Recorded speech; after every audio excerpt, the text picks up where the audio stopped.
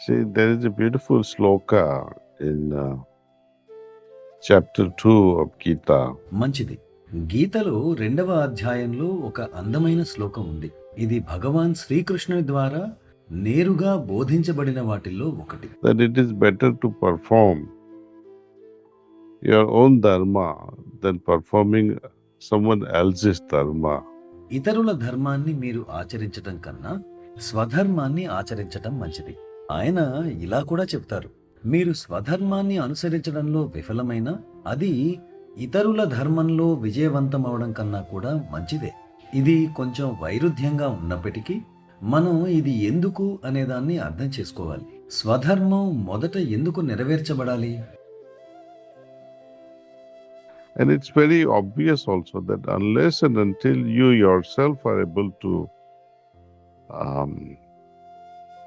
strengthen yourself, prepare yourself, ఇది చాలా స్పష్టంగా ఉంది. మీరు స్వయంగా మిమ్మల్ని బలపరుచుకోకపోతే, ఇతరులకు సేవ చేసేందుకు సిద్ధం కాకపోతే మీరు పూర్తిగా సంతృప్తి చెందరు లేదా అసంతృప్తిగానే ఉంటారు. ఎందుకంటే ఇతరులకు సేవ చేయాలంటే ముందు మీరు పూర్తిగా సంతృప్తి చెందాలి.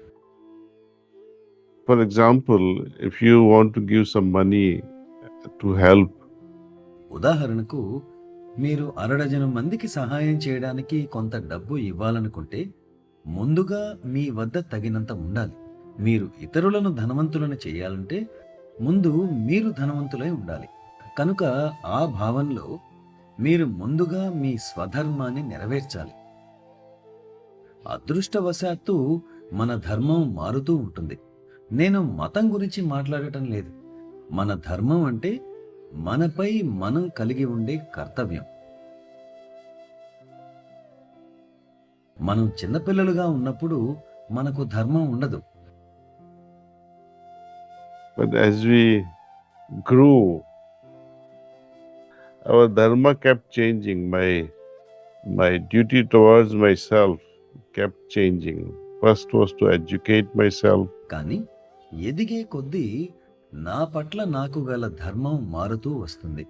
నా కర్తవ్యం చిన్నప్పుడు విద్యను పొందటం, శారీరకంగా బలపడటం, నా భావోద్వేగాలను బలపరుచుకోవడం, గృహస్థ జీవితంలో ప్రవేశించటం. ఇది కూడా మీ ప్రశ్నల్లో ఒకటి. కాబట్టి ప్రతి దశలో పునర్మూల్యాంకనం అవసరం.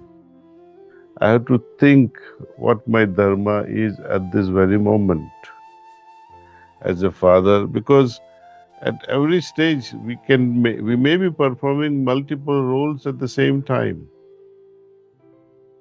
As a son to my parents, brother to my siblings. ఈ క్షణంలో నా కర్తవ్యం ఏమిటి అని ఆలోచించాలి. తండ్రిగా, కుమారుడిగా, సోదరుడిగా, జీవిత భాగస్వామిగా, సమాజంలో సభ్యుడిగా కూడా ఇలా మనం ఒకేసారి అనేక పాత్రలు పోషించాలి. కాబట్టి ఏది ముందుగా, ఏది ప్రాధాన్యతతో చేయాలో నిర్ణయించాలి. In every sense, we have to do our best. And in order to do our best, I should be knowing what am I supposed to do in the first place. And when it comes to this awareness of what am I supposed to do, శ్రేష్టమైన దాన్ని చేయాలంటే ముందుగా నేను చేయవలసింది ఏమిటో తెలుసుకోవాలి. అది చేయవలసినప్పుడు నేను చేయవలసింది సరైనదా కాదా అనే తేడాను గుర్తించాలి. ఇదంతా అవగాహన కావాలి అంటే మొత్తం కూడా బాబూజీ మహారాజ్ చెప్పిన ప్రకారంగా యోగా ద్వారానే మనం ఏది ఒప్పు, ఏది తప్పు అనే తేడా గుర్తించే సామర్థ్యాన్ని పెంపొందించుకోగలం. when you close your eyes and you ask yourself a question, should I do this or do that? కళ్ళు మూసుకుని నేను ఇది చేయాలా లేదా అది చేయాలా అని అడిగితే మీ హృదయ స్వరాన్ని బట్టి మీ క్రియలను సర్దుబాటు చేసుకొని మీ స్వధర్మాన్ని ఆచరించాలి. జీవిత భాగస్వామి విషయంలో మీరు ఎవరి తరఫున ప్రశ్న అడిగినా ఎల్లప్పుడూ నా ఈ AAA సూత్రాన్ని గుర్తుంచుకోండి. Remember my AAA formula. Number 1, మొదటి A అట్రాక్టివ్, ఆ వ్యక్తి పట్ల మీరు ఆకర్షితులవుతారా? Second requirement, రెండవ ఏ అడ్మైర్. ఆ వ్యక్తిని మీరు మెచ్చుకోగలరా? attraction is at a physical level. Admiration is at the multiple levels. ఆకర్షణ అనేది శారీరక స్థాయిలో ఉంటుంది.